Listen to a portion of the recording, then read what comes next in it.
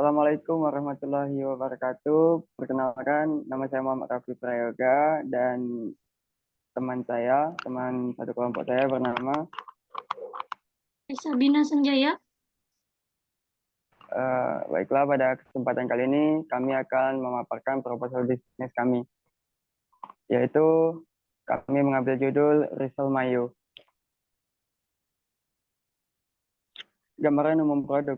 Rizal Mayo menjadi salah satu jajanan pasar yang banyak dicari. Sesuai namanya, Rizal ini diisi dengan saus mayones dan ditambah dengan smoked beef, telur rebus, dan keju.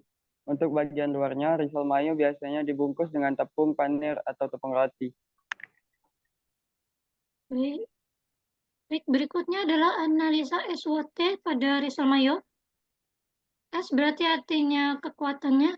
Danger yaitu yang pertama adalah produk yang dapat dikonsumsi oleh semua kalangan.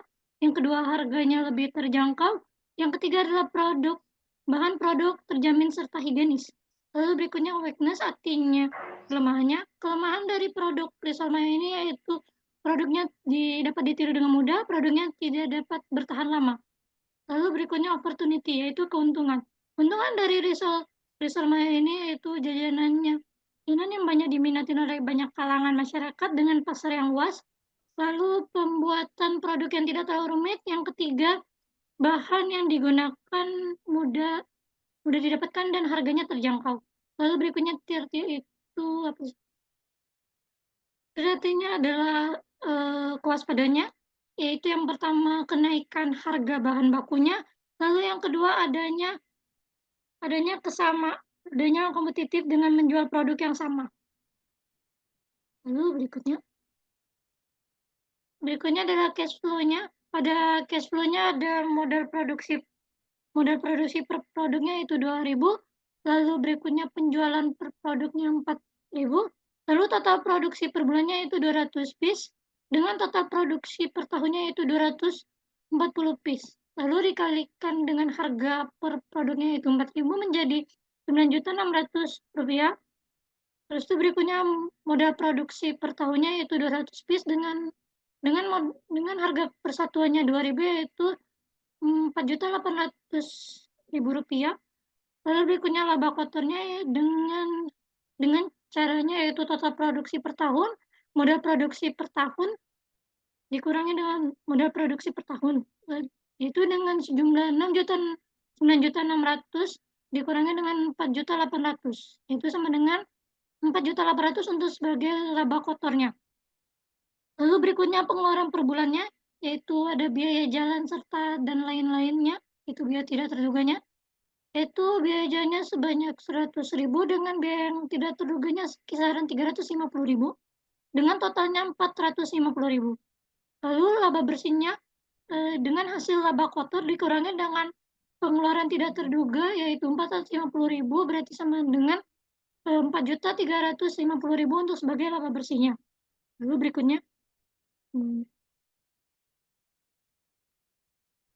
yaitu alat. Alatnya di sini seperti wajan kuali, teflon, mangkuk, sendok makan, piring, dan wadah penyimpanan. Untuk bahannya sendiri yaitu kulit risol. Kulit risol di sini terbuat dari tepung terigu, telur, penyedap rasa, tepung tapioka, air, dan minyak goreng. Untuk isian risol sendiri yaitu telur rebus, smoked beef, keju, mayones, susu kental manis. Untuk pelapisnya air, tepung terigu, dan tepung panir. Adapun cara membuat risol mayo, yang pertama yaitu campurkan semua bahan, kulit, dan aduk rata. Pastikan adonannya cukup cair namun tidak terlalu encer. Lalu pindahkan ke tempat yang ukurannya lebih besar dari diameter wajan kualinya. Siapkan wajan kuali, oles sedikit minyak, celupkan wajan kuali ke adonan secukupnya. Lalu letakkan kembali ke kompor dengan api kecil menengah. Ketika pinggirannya sudah tidak menempel pada wajan kuali, tandanya sudah matang. Angkat kulit, lalu lakukan hingga adonan kulit habis.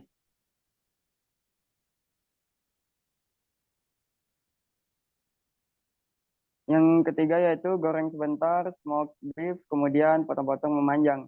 Dan sisihkan potong-potong keju, telur, dan telur rebus secara memanjang. Campurkan mayones dengan susu kental manis. Selanjutnya campurkan tepung terigu dan air hingga konsistensi adonan pas. Selanjutnya yaitu ambil satu kulit, isi dengan smoked beef, keju, telur rebus, dan mayones. Lipat dan gulung kulit. Kemudian celupkan ke dalam bahan pelapis dan gulung merata di tepung panir. Sisihkan, lakukan hingga bahan risol habis. Selanjutnya simpan risolnya di wadah penyimpanan, lalu masukkan ke kulkas sebelum digoreng. Selanjutnya yaitu siapkan penggorengan dengan minyak yang sudah dipanaskan. Goreng risol hingga kecoklatan. Angkat dan tiriskan minyaknya. Setelah itu risol dapat dikemas ke paper lunch box craft yang sudah disediakan. Baik, ini adalah contoh kemasan yang kami gunakan serta contoh logo yang kami gunakan juga, dan ini adalah hasil dari produk kami per paketnya, yaitu sekisaran Rp16.000. Dilengkapi dengan saus sambal saset juga.